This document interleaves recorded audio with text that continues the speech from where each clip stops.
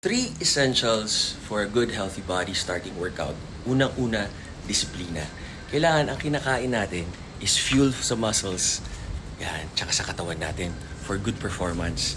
At the only way na magkakaroon tayo ng magandang muscle is stimulate yan, working out. So one, pagkain, fuel, and for recovery. Number two, yan ang tinatawag na stimulation workout. At number three, consistency and disiplina.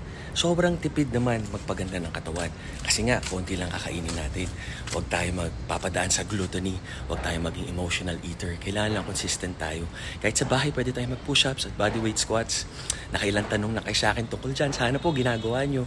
And in 21 days na ginagawa nyo yung konting difference na yan, lalo na yung naka-calorie deficit kayo, kasi pag tayo mag-workout, talagang gaganda at mag-iiba itsura at outlook nyo sa buhay. Tapos pag umabot na ng 3 months, ibang-iba na itsura nyo. At 6 months, wow talaga, kaganda na. So, I hope this helps. Tama kayo,